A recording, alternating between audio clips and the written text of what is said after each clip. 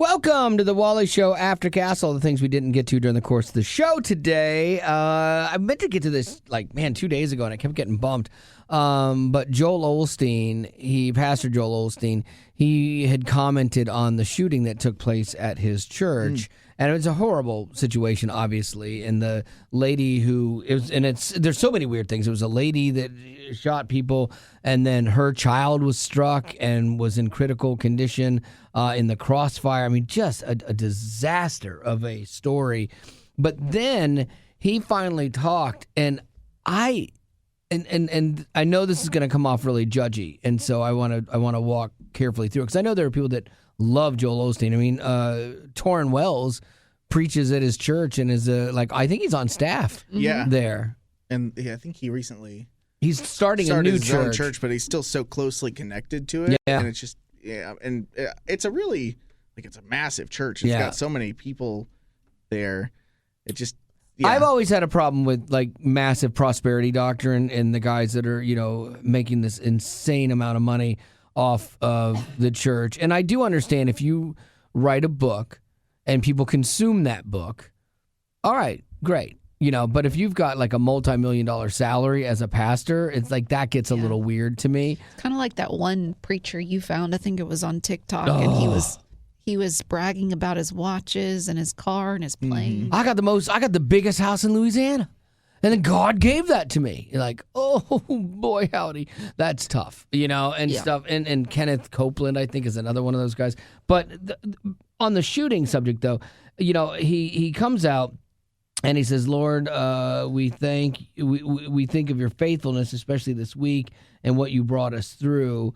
And he said, we don't take it for granted. Your angels were watching over each and every one of us. And I get it. That's the right thing to say. But there's something about his delivery, and I think that this is it. And this is where I'm really vexed on it, because people that are just wonderfully happy all the time, they have that smile plastered on their face, you're like, oh, that's good. I wish I could be more like that. But in a situation like this, when you still look that way, I don't know if it's Botox that keeps him like that. I don't know. But when you still look like, hey, everybody, you look like you're that old saying, the cat that ate the canary, and you look like you're delivering the best news that you've ever had in your life, and you're smiling and stuff, and you're delivering the worst news. It was definitely a moment for me of these two things don't add up. It doesn't come across as genuine. That's exactly it. And I was like, oh, and again, I mean, I can't judge his motives or anything like that, but it just, how it played off to me. And maybe that's because a lot of years or history of going, not a fan, but it really came off bad. But he has to talk about it. You have to. What happened with that money that they found behind the toilets? Do you remember that? A plumber came. Yeah. Never heard anything. I have a feeling that got squashed, and everything, goes away, and no one talks about it. I'm always amazed at churches when you have something that goes wrong, because the reality is, look, not even just Joel Osteen, but any pastor has the ability to do wrong, because we're all human, we're all fallible, and greed gets a hold of people, And so I think that there's always that chance that can happen. I'm always amazed at the amount of people, though, that will not come out against it, or other people attack them you're being judgy. You're like, well, wait, there's a crime here, and so I think we should be. I don't think the Lord tells us not to judge. I mean, we can't judge people's motives because we don't know the heart, but we can certainly judge behavior or action, and we're supposed to. We're supposed to be vigilant and make judgments about things. I don't think you can judge people's salvation. You could say, well, you don't have the fruits of salvation. For example, I don't think Donald Trump is a great testimony for the Christian faith. Would I ever say he's not a believer? No, I'm not going to say that, because I don't know. Are there fruits of him living in that life, like a godly, constant life? No. But does that mean that he's not a believer? Mm-hmm. No, that's not my job to say. That's the beauty. We get a pass on all of that. But can I judge his judge him by the character of what he says. Same with Biden, any of them. It doesn't matter.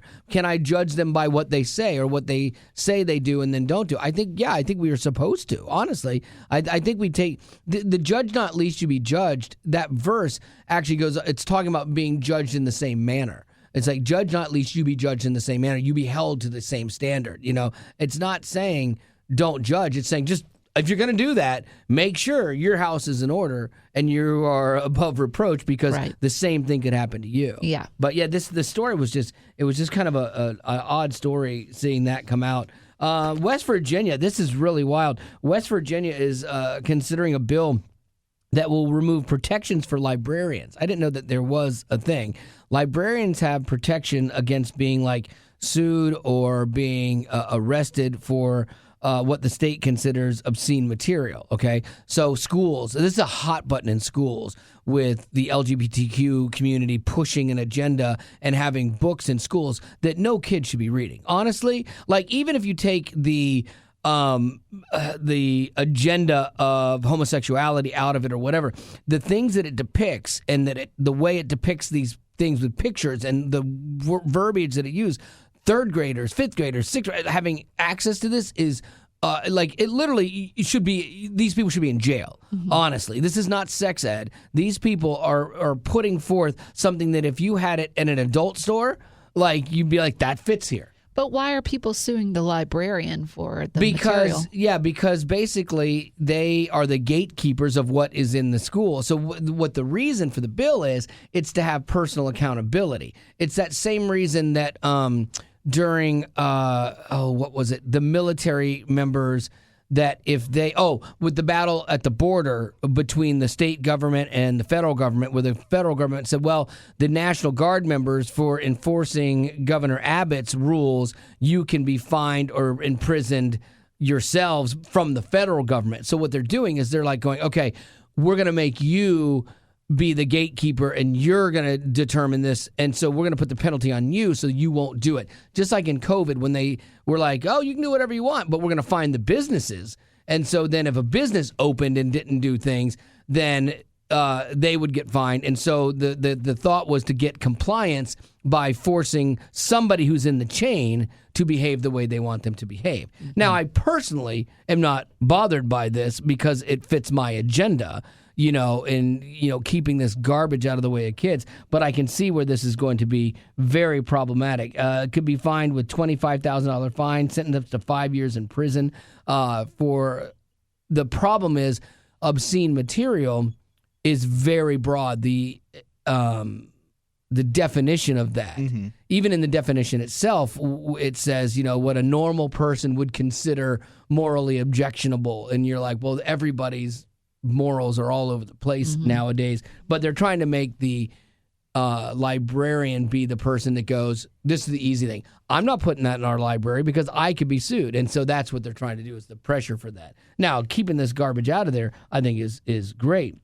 But did you ever see the school board thing where there was a guy and he was hopping mad that his kids were being exposed to this stuff, and he was standing before the board and he starts reading from one of the books, and they're like, sir, you cannot speak like that here. And he's like, this is the book in your library that my kid has access to, and I can't tell you here because it's obscene. Do you not see the craziness of this? But again, they don't, and I cannot. This world on this subject, it baffles me. I was listening to a TikTok with Candace Owens the other day, or today actually. And she was talking, everyone, when she does the college campus tours and stuff, and they're I love those. Oh, they are good, aren't they? Yeah. But they always go, your presence alone is triggering me. And what do you say to the LGBTQ community because you're triggering us that you're here? And she's like, get a helmet, life's hard. Mm-hmm. And so I love her no nonsense approach. But she was talking about this, and she's like, what we're doing right now is we are placating a mental disorder. And we're saying that it's okay. And if you say any different, then you are, a bigot or you're a hate monger. And she's like, that's what we're doing. People have a mental disorder with this stuff, and we're saying that it's fine.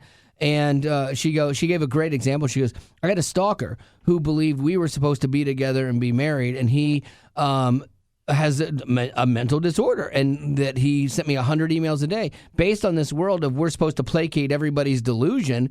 I should be marrying him now, and she was dead right about that. Yeah. And so that's kind of the world that we're in, and why it's swung so far, and why I think that's why Trump's in the running, because we're going to swing so far back to the other side now because the left let it go. So if the left had been more moderate and hadn't swung so far to that left side, they probably would be in a better shape when it comes to this election. But because they swung so far right, it forced the right to feel like they've got to swing even farther. And now we're in this like battle royale between the two same guys again, which again, going to be absolutely amazing. How you feeling? You doing all right, Rock?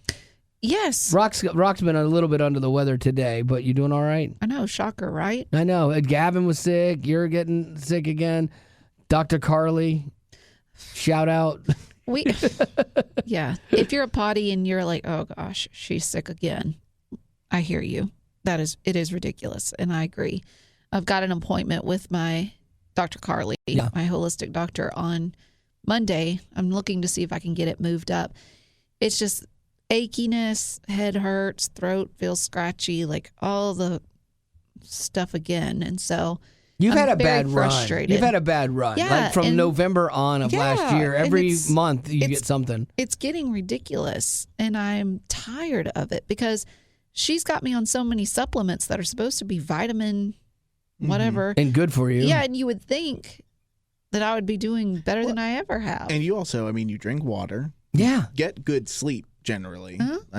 There's so few things that should be like in the way of good health for you. Right. You have to hate me because you do everything right. You're doing it right. You're doing the right things. You're living the good, clean life. You are drinking the water and trying to watch what you eat, not put so much junk and sugar into your system. It's impressive. And I'm over here pounding the beast, Dunkin' Donut coffee with bacon today and feeling great.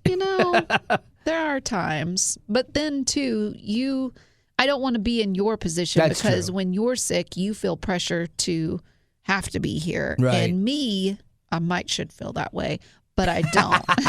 Because I'm like, they gave me sick days for a reason, and I don't want to spread this to other people. I don't want to be selfish and show up and create problem. And my sickness, when my stuff hits, it's usually a little bit more like, it's not like I've got the flu and it stinks and it's not fun. Mine's like the kidney stone that just is horrific. So we go back to the heart. We go back to the things that you just eat, trash and stuff. At least I don't have heart issues or kidney issues. So maybe in gout, so maybe you are doing better than me. Yeah. I don't know. Yeah, so there you go. What do you got, Lady Rock? I have a list of it's debatable, movies that we think are either we might think that they're so bad that they're actually good. I want to see what you think and if you've seen any of these. A couple of them I have seen. Making number 7 was 2008's The Happening. Did you ever see this? Is that Mark Wahlberg? Yes, M. Night Shyamalan and Zooey Deschanel. It's what's his face? It's Mark Wahlberg and Zooey Deschanel. The world is like... And the world is... Okay, like everybody's acting weird. It's just people are falling from the sky. Like, it's just odd. And, M. Night Shyamalan was the one that did Sixth Sense. Yeah. He's got all the weird ones. All the Signs and Signs. Village. So good. The Village, I remember that. So anyways, I guess you didn't see the movie. I would think that I did because I love Mark Wahlberg. I think he's great. Well, and so it's not a funny movie. I know, but I love Zooey Deschanel, so I'm sure I watched it. I just don't remember it. Hey, Zoe. Well, so I'm going to ruin it for you. Yeah. I'm going to ruin it for you. Spoiler alert, but it was from Why would you 2008. I love movies. The reason I love me in is movies. It turns out that the plot of the movie was the trees are trying to kill everyone. That's what it was. Oh, It geez. was in the air. The trees were trying. It was kind of like the Earth resetting itself. It kind of does with global warming, where the humans were doing something to the environment, and this was the Earth's way of balancing out, so it was releasing some kind of toxin that was making people take themselves out. Oh, okay. All right. Yeah, I saw it. Wasn't great at all. Yeah, wear a handkerchief. You're fine. N95 mask. You survive, I guess. But I would say if you ever get to watch Signs and watch Signs The I couldn't Village, watch. I watched half of it and I I watched love it through my Signs. fingers. Yes, it Oh, terrified okay. me. it is scary. When that thing grabs so his little good. purple hand through that radiator, in the I basement? lost my mind. Oh, Yes, dark, no. complete dark, Or Yes. when you see the silhouette of one No. standing on the roof. where it reaches its fingers through the So under the good. pantry The door. Village didn't blow me away. I watched Oh, it in I the loved daytime to it. not be scared because my wife was gone. I love the twist. And so I thought it was okay. Like Yeah, I thought a Twist lot was of great. M. Night Shyamalan stuff, other than Stuart Little, is overrated. Because There's, he did Stuart Little. Did you there's guys know no that? way he did. Yeah, look it up. No way. M. Night Shyamalan No, did he Stuart did Little. not. Yeah, he did. Look it up. Look it yeah, up. I did. I Look have it to. up. No way. Look it up. I love me some Stuart Little. Yeah, I know. Of course you would. Director Rob Minkoff. Okay, Oh, he's a writer. he's a writer. Oh, okay. Yeah, for Stuart Little. Yeah. So- Great Is that movie. Is that what Wally said? Yeah, I I said he did it. I mean, he wrote. So that's what he does with the other I ones. loved it. Hugh Laurie, Michael J. Fox. Yeah. So What's good. another one? Number 6 was Trolls 2. This isn't Oh, the This no, isn't the no. cartoon. I never saw This is that. from 1990. No, Oh, what? really? Oh, The synopsis is a young boy is terrified when his family's vacation is haunted by vile plant-eating monsters from his worst nightmare. The specter of his deceased grandfather assists his attempt to save his beloved family. like It looks so bad. I watched the trailer. the cartoon Trolls, and now they tapped NSYNC back to save that horrible Trolls movie. They're like, okay, if we get NSYNC back together, people will go see this nonsense. Poof. Number 5 was Plan 9 from Outer Space from 1959. I've never seen it. I know. I say I've never seen it. It might have been on Mystery Science Theater 3000. I love that show. Number 4 was Cats from 2019. with Taylor Swift Yeah. and And it was carpool creepy. karaoke. James They, Corden. yeah, and it Corden. had that Jennifer Hudson girl Oh in it. yeah, she's good. But it had that, well, I forget what they call it. Gavin, you might know since you had the degree. Something Valley. The Uncanny Valley is What's what it's that? called. So Uncanny Valley is when something is not supposed to come across creepy, but it does. I think that's how they explain it. Oh, okay. So I've never heard that cats, term. a lot of people were like, "Ooh, it's creepy," because people were dressed up as cats dancing Sure. around. It's called the Uncanny Valley. Yeah, it says that uncanny valley is a term that describes the eerie sensation one feels when they encounter a robot with human-like characteristics. So I think in that route where you're seeing these cats and Uncanny you're like, Valley. it's a little too close. They did to a home. good job. Like if you've ever seen the Broadway musical, Also bad. I left. I left halfway through. I didn't even stay because I was like, no. But it's really creepy because the people do such a good job at mimicking like cat behavior, like in the way that they move and stuff. It's like, oh, okay, that's kind of no, it's creepy. Like you start off, you're like, yeah, this is cool. Then you're like, nah, this is horrible. Coming in at number 3 is Fateful Findings I don't from know that song. 2013. The trailer 2015. looks horrible. It looks like an independent film, but a computer scientist novelist reunites with his childhood friend, hacks into government databases, Nice. and faces the dire and fateful consequences of mystical actions What? he obtained as a child. Mystical actions, you say? There's even one part in the trailer where you can clearly see that he's standing in front of a green screen that's of the White House. Yeah. And he's standing in front of a podium with a bunch of mics. Yeah, and you that's can tough. clearly tell he is not He's there. not there. Yeah, it's not good. Number 2 was 1988's Mac and Me. It's Oh, yeah, kind of like yeah. a B-rated version of E.T. Yeah. An alien trying to escape from NASA is befriended by a wheelchair-bound boy. Oh, but you throw the wheelchair in there, you're like, okay, everyone's going to have to see this. And if you say it's not good, then you hate disabled people, you know? So. Yeah. And then number 1 was from 2003, The Room. And this is another, looks like an independent film that was made by some guy that just had too much money. I've is heard. that I've heard. Tommy? Is that the one with Tommy Wiseau? I Okay. never saw The Room. I heard people talk about it Yeah. before, and like, yeah, I've There, heard that. there was like a movie made about the room Yeah. with like James what's his Franco Uh-huh. and Seth Rogen, I think. So it's like it is a weird cult classic to some people. Sure. It looks so Couldn't bad. tell you anything about it though. It looks I so saw Madam Web over the yesterday actually, and neither my wife or I are Marvel comic fans in the Marvel universe. I mean, we went through. We're like, okay, what do we like from the Marvel universe? We like Iron Man 1 and 2, but that's where I stopped. And we liked something else. I don't remember what it was. But that was it. It's like that was done for us. And so we go to Madam Web because there was nothing else playing at our theater. And we're like, oh, let's just go to a movie today. Because we got A-list, so we were like, might as well. We love popcorn. Let's go eat popcorn is really what we're saying. And this movie is horrible. Like, it didn't look good. It was not good at all. There's very little redeeming in this. The lead actress is mediocre at best. One of the main like girl actresses in it that's younger, it was horrific. The funniest part of it, and the worst part, like I don't mind a little foreshadowing, of something you're like, oh, that's gonna come back.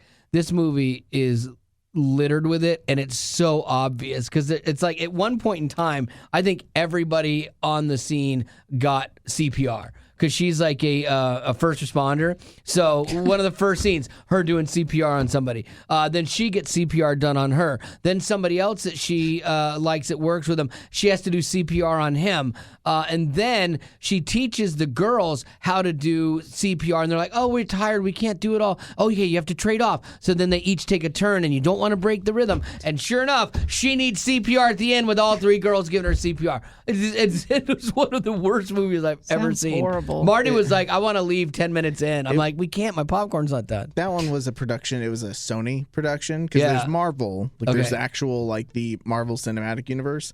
And then Sony owns a couple properties that they make. So they made that. They made the Venom movies. And they made this one called Morbius a few years ago. Yes, I saw Morbius. That are considered like really dark. Bad. Yeah. Just poorly done. Yeah. Jared Leto was in Morbius. And all those...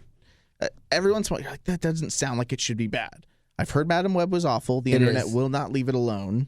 So it's actually almost interesting how famous it is for being bad after just like a few days of being in theaters. Yeah, I plan on never seeing it. It's not worth it for you, especially if you don't have A-list anymore. It's like I would never spend $1 to go see it. And I'm kind of bummed these days because it feels like that one, there was Marvels that came out like at the end of last year. All these very female-led movies that I would love to see do super well, like doing poorly. Right. I'm hoping that they're unrealistic and just I did girl math yesterday though. Yeah, we did because I'm like, you know what? It was free. It's not a big deal. I'm like, wait, no, it's not free. We paid $24, $22 a month or whatever it is. So yeah, that movie was not free, but you feel like it is when you have the A-list because you get to go see 3 a week. So you're like, oh, okay. If one's a bad one, doesn't matter. Because it's still for us, the A-list, if you use it twice in a month, it pays for itself because of how expensive movies have gotten. And then with all the little perk things that you get, I think it's been worth it because like each time we go, but even popcorn's gone up again. The bucket's gone up again. It's now $6. Did you, because you went to the theater, did you change your clothes after you got home after the article that I read on the news yesterday? Oh, I told Marty about it, and I was like, literally, as we're getting ready to go, I go, oh, yeah, did you hear the news? I can't believe you're wanting to go to a movie theater. You must not have heard Betty Rock's news. She goes, what? Why? I'm like, oh, because of the germs in the thing. And I had the most shocking response from her. I was really surprised. She's like, oh, that's okay. It's no different than any other seats. I'm like, okay, let's go. Well, she is right. I was really surprised that she didn't use that as like a thing, but I think she did like hand sanitize her hands. This is where I can't win like with any of the women in my life. I drove home and my hands got sticky with something, and so I used hand sanitizer in my car to clean my hands. So I walk into the house. And my wife is kind of walking around. I see her face get all squinchy and weird, and then she's like, "Are you wearing something?" And I'm like, "No." She's like, "Why do you smell different?" I'm like, "I don't know. I can't even fathom why I would smell different." And then I go to hug her, and she's like, oh, "That's it. It's your hands." I'm like, "Oh yeah, I used hand sanitizer." She goes, "I don't like that one."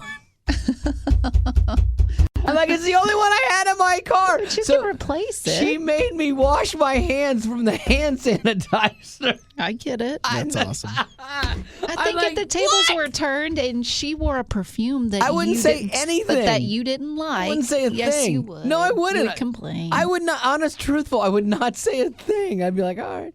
Like, she's super nose sensitive to stuff.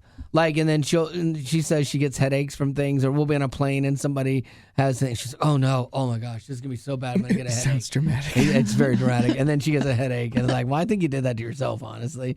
But yeah, she's super smell centric. Poor Haley, your daughter. She had no chance when it came to not being dramatic. No, absolutely. Bless Yeah, her. she got every dramatic bone from both of us. So. All right, you got birthdays? Nope. Oh, well, then you go. That's going to do it for your Aftercast for today. And as always, thanks for being a potty. So we got our friend Andy Irwin on the show with us, and he's the guy behind the movie I Can Only Imagine. And now he has a new movie out called Ordinary Angels starring Hilary Swank, and she is great, by the way. And her passion for this film really comes through in her character, who's like this broken mess, but God still uses her to accomplish a miracle in the life of a desperate single father whose daughter is in need of a liver transplant. True story, by the way. Now, the one thing I love about you, Andy, is that your movies are not preachy. I would put this somewhere like you got Blindside at one end, and you've got War Room at the other. You guys are ahead of Blindside on the faith, but way under War Room, you know? But it's done in a way that's like accessible and not off-putting, and it's not heavy-handed. I think it preaches as good as any of the films that we've done. Because I know your heart is not to water down the gospel. No. Our Right. heart is to be strategic. This one was really about trying to understand this everyman kind of blue-collar guy that had a relationship with God but was just burnt out. Yeah. And he felt like he'd lost faith in the church and lost faith in God really seeing him and being there for him.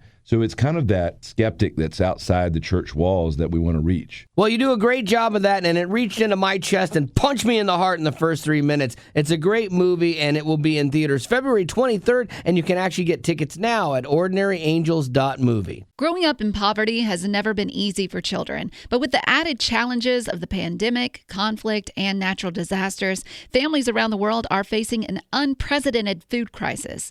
Unfortunately, those who are already hungry are now even more desperate. But by sponsoring a child through compassion, you can help provide life-sustaining essentials such as food and clean water. And with your compassionate support, that child can not only survive, but also flourish. You can find out how and choose a child to sponsor when you click on the compassion banner at wayfm.com.